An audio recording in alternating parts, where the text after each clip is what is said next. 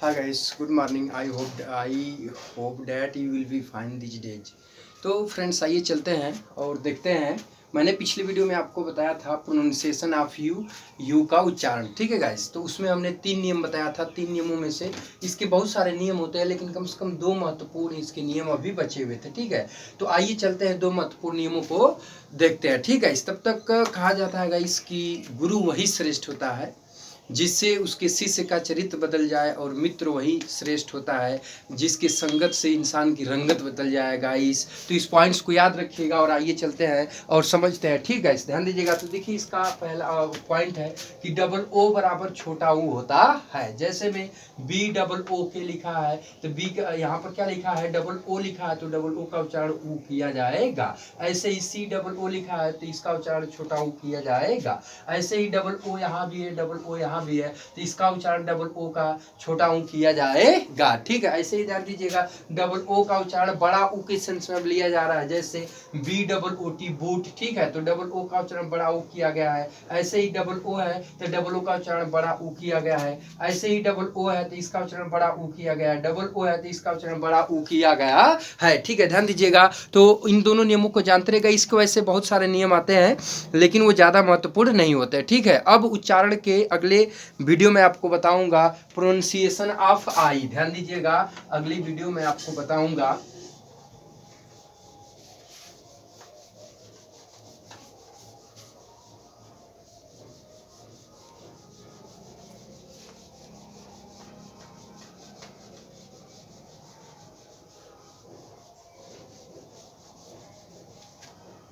Friends. ध्यान दीजिएगा, pronunciation of आई, ठीक है, क्योंकि आई के भी बहुत सारे उच्चारण किए जाते हैं।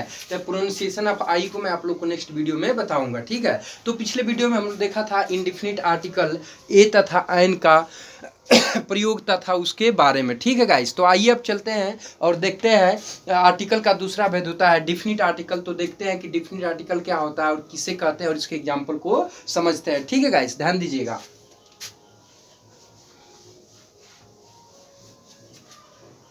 दूसरा पार्ट होता है डिफिनिट आर्टिकल। ध्यान दीजिएगा फ्रेंड्स, डिफिनिट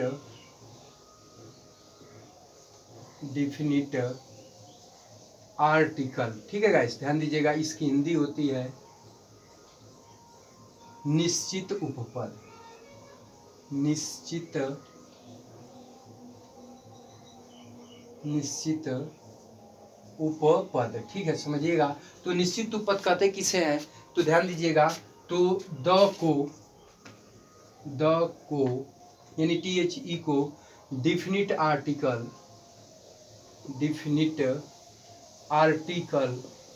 कहा जाता है। कहा जाता है कहा जाता है क्योंकि क्योंकि इसका प्रयोग जिस नाउन के पूर्व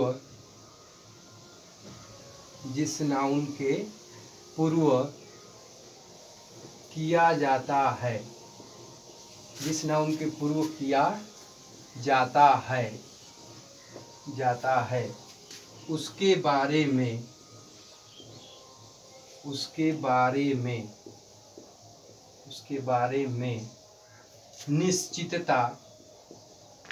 निश्चितता का भाव छोड़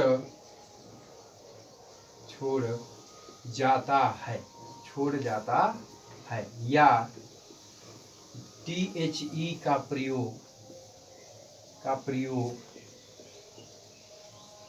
विशेष नाउन के पूर्व किया जाता है। विशेष नाउन के पूर्व किया जाता है, ठीक है। ध्यान दीजिएगा फ्रेंड्स, हमने ये कहा कि द को डिफिनिट आर्टिकल कहा जाता है क्योंकि इसका प्रयोग प्रयोग जिस नाउन के पूर्व किया जाता है उसके बारे में निश्चितता का भाव छोड़ जाता है, या फिर द का प्रयोग विशेष नाउन के पूर्व किया जाता है। अर्थात कहने का मतलब कि जिस नाउन के पूर्व द का इस्तेमाल किया जाता है वो व्यक्ति वस्तु निश्चित हो जाता है, नहीं भी निश्चित रहता है तो वो निश्चित हो जाता है, या फिर किसी विशेष व्यक्ति वस्तु के पूर्व ही आर्टिकल द का प्रयोग किया जाता है। तो फ्रेंड्स आइए चलते हैं और एग्जाम्पल से समझते हैं, ठीक है।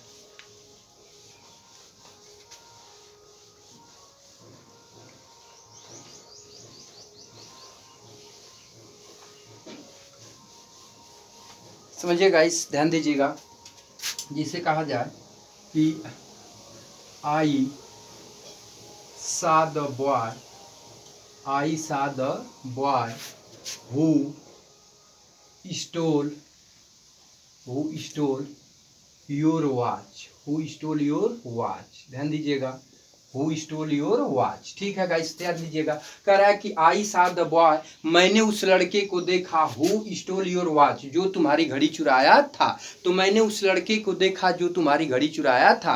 तो कहने का मतलब कि लड़के को पहले एक बार देखा था, वही लड़का फिर सामने दूसरी बार आया है, तब वो वर्णन करते हुए कह रहा है कि मैंने उस लड़के को देखा जो घड़ी चुराया था। तो इसका मतलब कुछ लड़के को पहले एक बार देख चुका है, और जब उस लड़के को पहले एक बार देख चुका है और वही लड़का दूसरी बार पुनः उसके सामने आया है फ्रेंड्स, तो अब उस लड़के से परिचित है क्या? परिचित है। तो वहां अब उस लड़के से क्या है? परिचित है। जब लड़के से परिचित है तो इसीलिए इसके पहले आर्टिकल द का प्रयोग किया गया है, ठीक है गाइस, ध्यान दीजिएगा। जैसे एक और एग्जांपल से समझते हैं। कहा जाए कि ध्यान दीजिएगा, dog was barking at night. ध्यान दीजिएगा, dog was barking at night, कुत्ता रात में भौंक रहा था। ध्यान दीजिए, कह रहा है कि dog was barking at night, कुत्ता रात में भौंक रहा था, ठीक है। तो मान लीजिए कि जिसे आप कह दीजिए कि a dog was barking at night, एक कुत्ता रात में भौंक रहा था। तो यहाँ पर आप कुत्ते से क्या हो गए? अपरिचित हो गए, अर्थात कुत्ते से अपरिचित नहीं है। लेकिन यहीं पे ऐसे कह दे जा कि the dog was barking at night, कुत्ता रात में भौंक रहा था। तो अब यहाँ पर कुत्ते से आप क्या है? परिचित है कि परिचित है? तो फ्रेंड आप यहाँ पर कुत्ते से क्या है? परिचित है, ठीक है, ध्यान दीजिएगा। तो कहने का मतलब कि ये परिचित आप कब हो रहे हैं? कि जब, या फिर ऐसे भी हो सकता है कि हाँ मतलब कि कुत्ते से आप यहाँ पर क्या है? परिचित है, तभी यहाँ पर द का प्रयोग किया गया है। या फिर ये कह लीजिए कि कोई भी अपरिचित व्यक्ति वस्तु है उसके पहले द का प्रयोग कर देंगे तो व्यक्ति वस्तु आपके लिए परिचित और निश्चित हो जाएगा, ठीक है गाइस, ध्यान दीजिएगा। आइए अब आगे चलते हैं। आगे चलेंगे तो इसके कुछ अपने भी रूल्स नियम होते हैं, उसको समझ लेते हैं गाइस, ध्यान दीजिएगा। इसके कुछ पॉइंट्स होते हैं जो कि अति महत्वपूर्ण होते हैं, समझिएगा, ठीक है गाइस, ध्यान दीजिएगा। पहली बात गाइस समझने की कोशिश करिएगा। पहली बात तो कहा जाता है कि पहले पॉइंट्स तो ये है इसका कि द का THE का कोई शाब्दिक अर्थ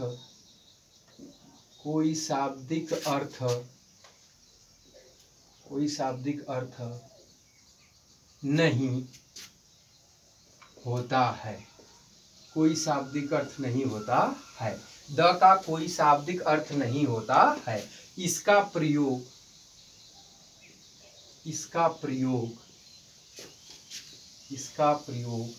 फंक्शनल, देखिएगा, ध्यान दीजिएगा। फंक्शनल का मतलब क्या होता है? यानी भाव के अनुसार, वाक्य के भाव के अनुसार, ठीक है, भाव के अनुसार। गाइस फ्रेंड्स ध्यान दीजिएगा, भाव के अनुसार। इसका प्रयोग फंक्शनल अर्थात भाव के अनुसार मीनिंग के रूप में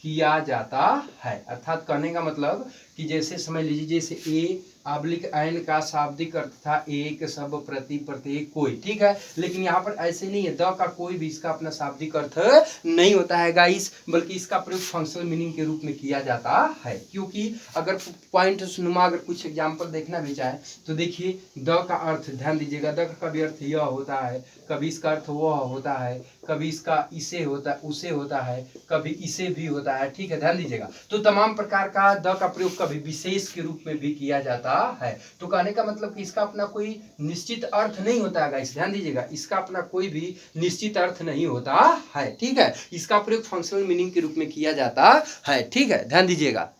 तो भी मान लीजिए कि अगर कुछ पॉइंट्स को हम ले, जैसे इन्हीं 2 पॉइंट्स को गाइस हम ले लेते हैं। जैसे यहाँ ध्यान दीजिएगा, जैसे कहा जाए आपका, जैसे हो गया यहाँ पर यह, ठीक है, ध्यान दीजिएगा, यह हो गया। तो यह की मीनिंग कुछ क्या होती है आपकी, दिस होती है, ठीक है, और यह की मीनिंग द भी लगाई जाती है। तो आखिरकार यह की मीनिंग दिस भी होती है और यह की मीनिंग द भी होती है। तो दिस और द में क्या अंतर है, ठीक है, ध्यान दीजिएगा। तो दिस और द में यही अंतर होता है कि जो दिस, जो द होता है वो दिस का जो है क्या होता है, कमजोर रूप होता है। क्या होता है, कमजोर रूप।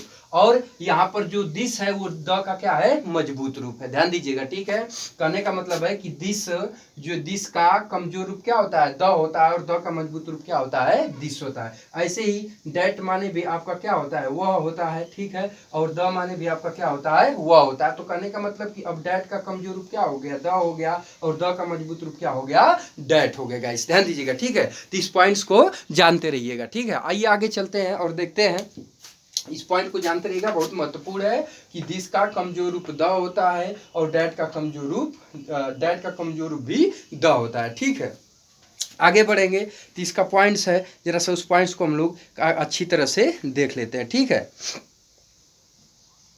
देखिए, अब तो यहाँ पर बहुत सारे पॉइंट्स को जानना है, लेकिन सबसे पहले देखते हैं गाइस, जो THE होता है इसका 2 उच्चारण किया जाता है। ध्यान दीजिएगा फ्रेंड्स, समझने की कोशिश कीजिएगा कि जो THE होता है उसका 2 उच्चारण किया जाता है। ये दूसरा पॉइंट है इसका, जो कि अति और बेहद महत्वपूर्ण है कि THE के 2 उच्चारण किए जाते हैं, ठीक है। तो आइए देखते हैं कि THE के 2 उच्चारण कौन कौन से किए जाते हैं, समझिएगा। तो देखिए, कह रहा है कि THE के 2 उच्चारण, 2 उच्चारण किए जाते हैं, 2 उच्चारण किए जाते हैं। ध्यान दीजिएगा, ठीक है, 2 उच्चारण किए जाते हैं। कैसे, इस पॉइंट को समझने की कोशिश करिएगा, ठीक है। 2 उच्चारण किए जाते हैं तो कौन कौन से, तो ध्यान दीजिएगा, ठीक है। देखिएगा फ्रेंड्स, जैसे देखिए, मान लीजिए पहला क्या होता है, पहला होता है कि THE का प्रयोग, THE का प्रयोग कॉन्सोनेंट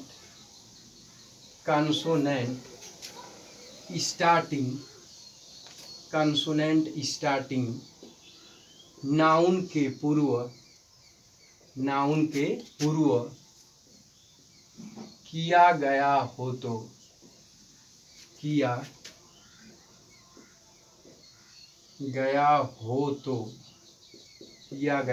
तो इसका उच्चारण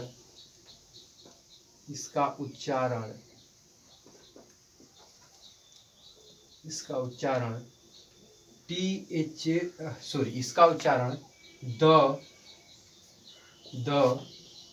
किया जाता है, इसका उच्चारण द किया जाता है, ठीक है। ध्यान दीजिएगा, कह रहा है कि THE का प्रयोग कॉन्सोनेंट स्टार्टिंग नाउन के पूर्व किया गया हो तो इसका उच्चारण THE का द किया जाता है, ठीक है। कैसे, आइए एग्जांपल से समझते हैं, ठीक है। जैसे देखिएगा, जैसे नाउन है, ठीक है, ये BOI हो गया, ठीक है, समझिएगा। तो बी आपका क्या है, वावेल है, और ये शुरू किससे हुआ है, तो बी रूपी, sorry guys, I am sorry, BOI है, तो बी आपका है क्या, तो ये कॉन्सोनेंट है, क्या है, कॉन्सोनेंट है, ठीक है। अब ये स्टार्ट किससे हुआ है, कॉन्सोनेंट से ही, तो अब यही कॉन्सोनेंट स्टार्टिंग नाउन कहलाएगा, ठीक है। और इसके पहले THE का प्रयोग कर देते हैं, ठीक है। तब इस स्थिति में अगर इसके उच्चारण को पूछा जाए कि THE के उच्चारण को क्या पढ़ा जाएगा, तो अब यहाँ पे इसका उच्चारण द किया जाएगा, ठीक है। ऐसे ही दूसरे एग्जाम्पल समझते हैं, जैसे COW हो गया, ठीक है। तो अब ये नाउन है और ये नाउन स्टार्ट किससे है, सी से है, तो सी आपका वावेल है कि कॉन्सोनेंट है, तो सी आपका कॉन्सोनेंट है, ठीक है। और कॉन्सोनेंट स्टार्टिंग नाउन के पहले THE का प्रयोग किया, तो इस स्थिति में THE को क्या पढ़ा जाएगा, तो इसको द पढ़ा जाता है, ठीक है। ध्यान दीजिएगा, एक और एग्जाम्पल समझते हैं, जैसे कहा जाए, जिस THE MAN, ठीक है। तो अब ये M आपका क्या है, कॉन्सोनेंट है, और ये स्टार्ट किससे है, M रूपी कॉन्सोनेंट से है, तो अब यही आपका कॉन्सोनेंट स्टार्टिंग नाउन कहलाएगा, और इसके पहले THE का प्रयोग है, तो अब इसको यहाँ पर क्या पढ़ा जाएगा, तो द पढ़ा जाएगा, ठीक है गाइस। तो कहने का मतलब कि कॉन्सोनेंट स्टार्टिंग नाउन के पहले THE का यदि प्रयोग हो तो उस स्थिति में इसे क्या पढ़ा जाता है, तो द पढ़ा जाता है, ठीक है। अब इसका दूसरा पॉइंट क्या होता है, आइए उसको भी देख लेते हैं, ठीक है फ्रेंड्स, ध्यान दीजिएगा।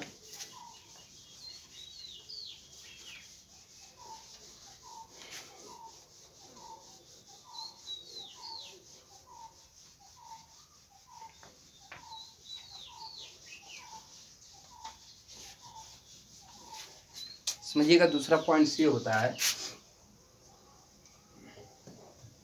यदि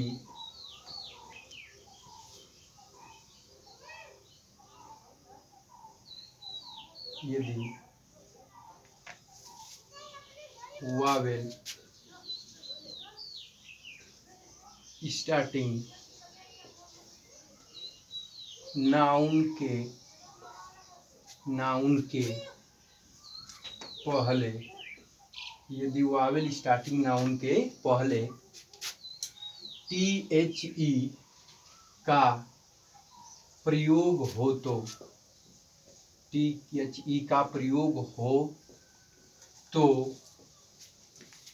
इसे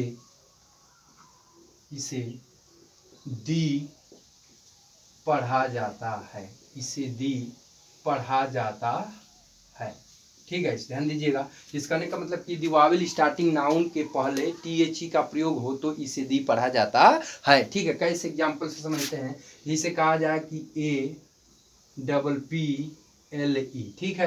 तो अब ये किससे स्टार्ट है, ए से स्टार्ट है, ए आपका क्या है, वावेल है, तो अब यही वावेल स्टार्टिंग नाउन कहलाएगा, और इसके पहले यदि THE का प्रयोग कर दिया जाए तो इस स्थिति में अब यहाँ THE का उच्चारण क्या किया जाएगा, तो दी पढ़ा जाएगा, क्या पढ़ा जाएगा, दी पढ़ा जाएगा। ऐसे ही एक और एग्जाम्पल ले लेते हैं, जैसे ELEPHANT,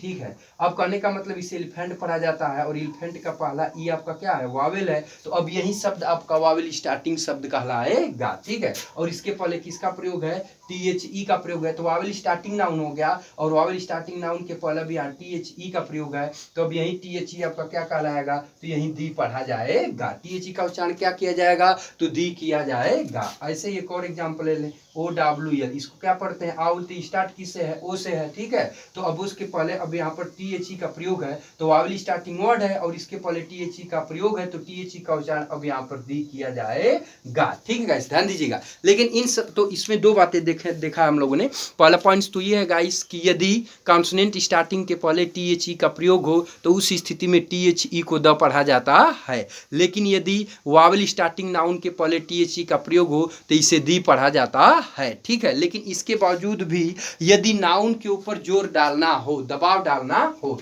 तो चाहे वह वावेल से स्टार्ट हो या फिर कॉन्सोनेंट से स्टार्ट हो, दोनों ही स्थिति में इसे दी पढ़ा जाता है, ठीक है गाइस, ध्यान दीजिएगा, समझिएगा बात को। इसका पॉइंट्स है कि यदि नाउन के ऊपर, यदि नाउन के ऊपर दबाव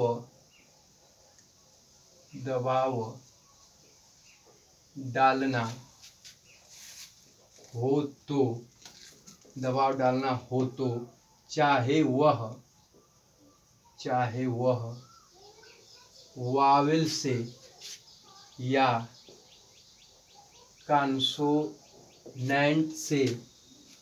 कॉन्सोनेंट से स्टार्ट हो, उसे